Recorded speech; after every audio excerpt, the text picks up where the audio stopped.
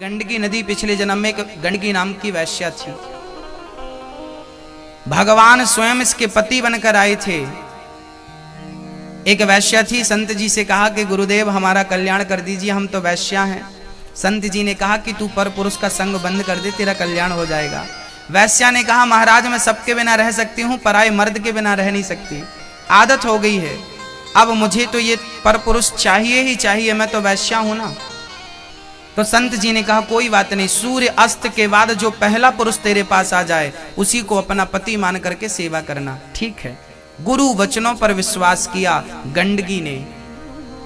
जो भी पति सूर्य अस्त के बाद आता उसके पांव दबाना, सेवा करना, वैसा ही व्यवहार करना जैसे एक पत्नी अपने पति से करती है।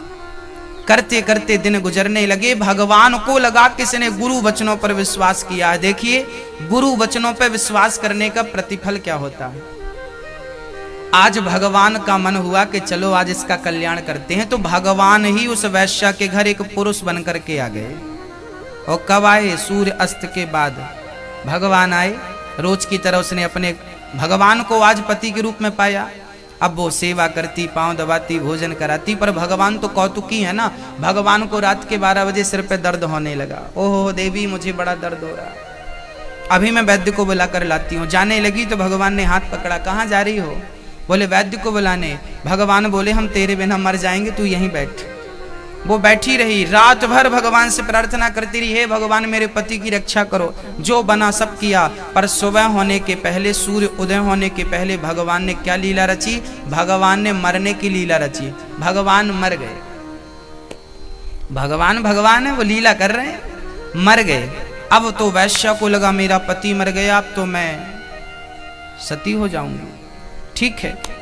गांव वालों को खबर लगी कि कोई पराया पुरुष इसके घर पे मर गया है। गांव वालों ने कहा पता नहीं कहाँ का है, चलो हम ही इसका संस्कार कर देते हैं। तो अर्थी बनाई, अर्थी पे रखा, लोग ले जाने लगे। तो ये गंडकी और पांव में महार और चूड़ियां और मंगलसूत्र और मांग पूरा 16 श्रृंगार करके चल पड़ी पीछे पीछे। लोगों ने कहा कहाँ जा रही है? बोले पति के संग सती होने जा रही हूँ।